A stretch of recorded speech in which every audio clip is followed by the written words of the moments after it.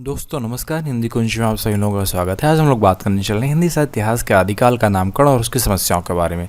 इस तरह के प्रश्न आपकी परीक्षाओं में आ सकते हैं कि हिंदी साहित्य इतिहास के अंतर्गत आदिकाल को वीरगाथा काल क्यों कहा जाता है और आदिकाल का नामकरण की सार्थकता क्या है। तो आप इस तरह के प्रश्नों को उत्तर किस प्रकार लिखेंगे, यहाँ पर नमूने के तौर पर बात की जा रही है। यदि आप हिंदी कुंज चैनल में पहली बार आएँ तो यूट्यूब पर हिंदी कुंज चैनल को सब्सक्राइब कर लें ताकि आपको हिंदी भाषा और साहित्य की उपयोगी जानकारी प्राप्त होती रहे। तो शुरुआत करते हैं आदिकाल का नामकरण और उसकी समस्याओं के बारे में। जैसा कि हम सभी जानते हैं कि हिंदी साहित्य का आरंभिक युग नामकरण की दृष्टि से विवादास्पद रहा है। तत्कालीन जनमानस की सहज अनुभूतियों एवं पर्यावरण की गत्यात्मक परिस्थितियों के मध्य विभिन्न विद्वानों ने इस युग को विभिन्न शीर्षकों के मध्य निबद्ध किया है। भाषा के संवैधानिक परीक्षा के आधार पर इस युग की भाषा पर अपभ्रंश भाषा का प्रभाव पूर्ण रूप से दिखाई पड़ता है। विभिन्न धर्म संप्रदायों एवं समाज की जटिलताओं के मध्य हिंदी साहित्य का आरंभिक युग विकासोन्मुख होते हुए भी अपने संक्रमण काल से ही गतिशील होता रहा है।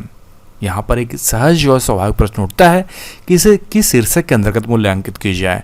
तो विभिन्न विद्वानों ने अपने मत विभिन्न दिए हैं जिनके बारे में हम लोग बात करने चल रहे हैं। तो कई नाम सारे दिए गए हैं। पहले वीरगाथा काल आचार्य रामजन शुक्ल जी ने दिया है। चारण काल डॉक्टर राम कुमार वर्मा जी ने कहा है। सिद्ध सामंत युग राहुल सांकृत्यायन जी ने कहा है। बीज पवन काल महावीर प्रसाद द्विवेदी जी ने कहा है। संक्रमण काल डॉक्टर राम खेलावन। आदिकाल कहा है डॉक्टर हजारी प्रसाद द्विवेदी जी और मिश्र बंधुओं ने। और आधार काल डॉक्टर मोहन अवस्थी ने। तो इस प्रकार वीरगाथा काल, चारण काल, सिद्ध सामंत युग, बीज पवन काल, संक्रमण काल, आदिकाल, आधार काल, इन बहुत सारे नाम इसके दिए गए हैं आदिकाल के, हिंदी साहित्य के आरंभिक युग के। तो हम लोग पहले वीरगाथा काल के बारे में क्यों नाम दिया गया, इसके बाद चारण काल, सिद्ध सामंत युग, बीज पवन काल, संक्रमण काल, आदिकाल और आधार काल के बारे में बात करने चल रहे हैं। तो पहले शुरुआत करते हैं वीरगाथा काल इसे क्यों कहा जाता है। तो आचार्य रामचंद्र शुक्ल जी ने अपने हिंदी साहित्य इतिहास की पुस्तक में लिखा है कि हिंदी साहित्य के आरंभिक युग को वीरगाथा काल कहा है। शुक्ल जी ने अभिष्ट नामकरण के संदर्भ में दो प्रवृत्तियों पर विचार किया है। पहला है तत्कालीन मनोविज्ञान और दूसरा तत्कालीन वीरगाथात्मक प्रवृत्ति। तो मानव मनोविज्ञान और तत्कालीन वीरगाथात्मक प्रवृत्ति के बारे में हिंदी साहित्य का युग नाथ संप्रदाय, सिद्ध संप्रदाय, डिंगल भाषा, पिंगल भाषा के परिवेश में फलता फूलता रहा है। इस पर अपभ्रंश साहित्य का महत्वपूर्ण प्रभाव रहा है। आचार्य शुक्ल जी ने अपने मत के समर्थन में तो हिंदी साहित्य का आरंभिक युग चाहे नाथ संप्रदाय, सिद्ध संप्रदाय, डिंगल भाषा, पिंगल भाषा के परिवेश में फलता फूलता रहा है और इस पर अपभ्रंश भाषा का महत्वपूर्ण प्रभाव पड़ा है। आचार्य शुक्ल जी ने अपने मत के समर्थन में कुछ पुस्तकों के नाम गिने हैं जिनमें है पृथ्वीराज रासो, कीर्तलता, परमाल रासो, विद्यापति पदावली, खुमान रासो, हमीर रासो, बिचलदेव रासो, कीर्त पताका, जयचंद प्रकाश, जय मैंग, जयचंद्रिका, विजयपाल रासो और खुसरों की पहेलियाँ।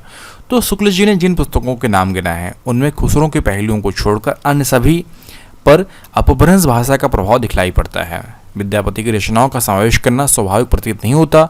शुक्ल जी की यह धारणा है कि यह संक्षिप्त सामग्री से जो थोड़ा बहुत विचार हो सकता है हमें उसी से संतोष ग्रहण करना पड़ेगा। वस्तुतः यह कथन शुक्ल जी के भ्रम को प्रदर्शित करने वाला है। हिंदी साहित्य के वृद्धि से धार्मिक रचनाओं को अलग करना स्वाभाविक प्रतीत नहीं होता।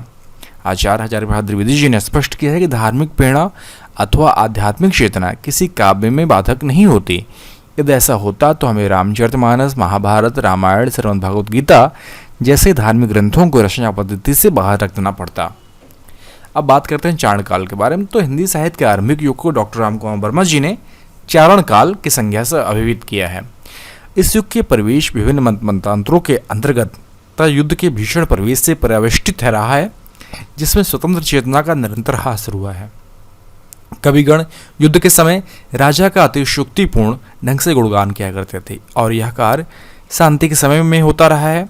इसलिए डॉक्टर वर्मा की चारणी प्रवृत्ति के आधार पर टिप्पणी करते हुए डॉक्टर नगेंद्र ने कहा है कि इस युग को चारण काल न कह के चारण काव्य की संज्ञा प्रदान की जाती है, तब यह नामकरण किसी सीमा तक उपयुक्त माना जाता। अब बात करेंगे सिद्ध सामंत युग की। तो हिंदी साहित्य के आरंभिक युग में सिद्धों और सामंतों का बाहुल्य रहा है।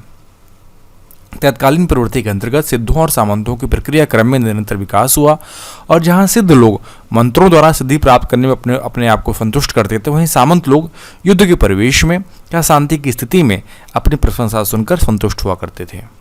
ऐसी परिस्थिति में इस युग को पंडित राहुल संग्रतायन जी ने सिद्ध सामंत युग कहा है, जिस पर आपत्ति उठाते हुए डॉक्टर भोलानाथ तिवारी जी ने लिखा है कि सिद्ध सामंत युग हिंदी साहित्य के आरंभिक युग के लिए उपयुक्त नहीं है। इस नामकरण में भाषा वैज्ञानिक त्रुटि है और समुची प्रवृत्ति का अभाव है। इसके बाद है बीज पवन काल।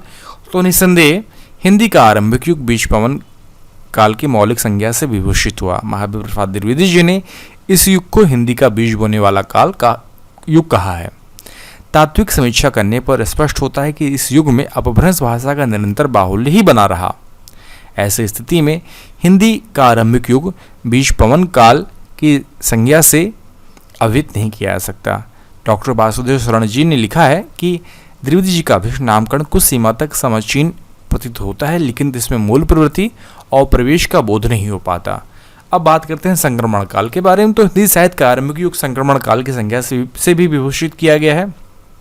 निस्संदेह हिंदी साहित्य का युग अपभ्रंश भाषा से प्रभावित होने के कारण हिंदी भाषा की मानक स्थिति को स्पष्ट करने में असमर्थ होने के कारण संक्रमण काल माना गया है। यह संज्ञा डॉक्टर राम खिलावन जी द्वारा दी गई है। इस नाम की तात्विक समीक्षा करने पर स्पष्ट होता है कि अभिष्ट नामकरण सीमा विशेष के अंतर्गत ही औचित्य ग्रहण कर सकता है। सर्वांगीण दृष्टिकोण एवं मुख्य प्रवृत्तियों के आधार पर यह नामकरण सार्थक नहीं प्रतीत होता। अब बात करेंगे अंतर्विरोधों का काल। तो हिंदी साहित्य का आरंभिक युग विभिन्न संप्रदायों के अंतर्गत विभक्त होने के कारण अंतर्विरोधों के युग के रूप में प्रतिष्ठित हुआ है। नाथ संप्रदाय, सिद्ध संप्रदाय, सामंतों का बाहुल्य, दीर्घात्मक प्रवृत्ति, डिंगल पिंगल भाषा का प्रयोग, अपभ्रंश और हिंदी का मिश्रण इत्यादि विविध कारक हैं जिनसे विरोधों की स्थिति उत्पन्न होती रही है। इस आधार पर कुछ विद्वानों ने इस काल को अंतर्विरोधों का काल कहा है, किंतु तात्विक समीक्षा के आधार पर इस युग को अंतर्विरोधों का काल कहना उचित नहीं प्रतीत होता। आधार काल। तो विभिन्न मत मंतांतरों के आलोक में हिंदी साहित्य का आरंभिक युग नामकरण की दृष्टि से विवेचन का विषय रहा है। डॉक्टर मोहन अवस्थी ने हिंदी साहित्य के अद्यतन इतिहास में इस युग को आधार काल की संज्ञा प्रदान की है। डॉक्टर रामचंद्र तिवारी जी ने लिखा है कि भाव और परंपरा की दृष्टि से हिंदी साहित्य का आरंभिक युग आधार काल की संज्ञा से विभूषित किया जा सकता है, क्योंकि हिंदी को गतिशील करने के लिए यही युग आधार युग बना। इन तर्कों के बावजूद यह नाम प्रचलन में नहीं आ सका। आदिकाल। तो हिंदी साहित्य का आरंभिक युग आदिकाल की संज्ञा से विभूषित है। इस नाम को मान्यता भी मिल गई है।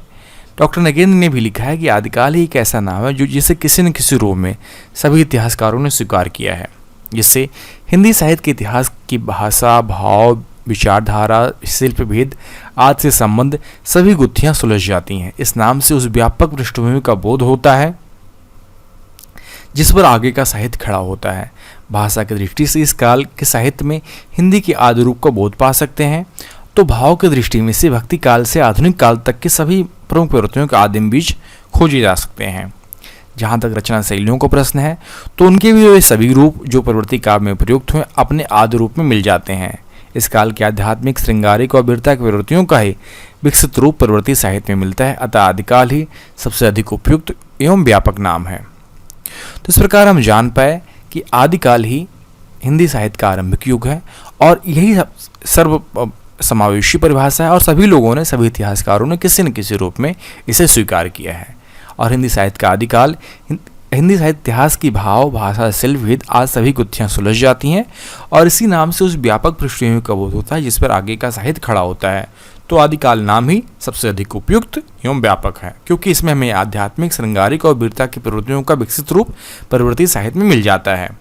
तो इस प्रकार हम इस लेख में जान पाए कि हिंदी साहित्य के इतिहास के अंतर्गत आदिकाल को किन किन नामों से पुकारा गया है, चाहे वह वीरगाथा काल हो, चारण काल हो, सिद्ध सामंत युग हो, बीज पवन काल हो, संक्रमण काल हो, आदिकाल हो या आधार काल हो, और सर्वसमावेशी परिभाषा क्या रही है।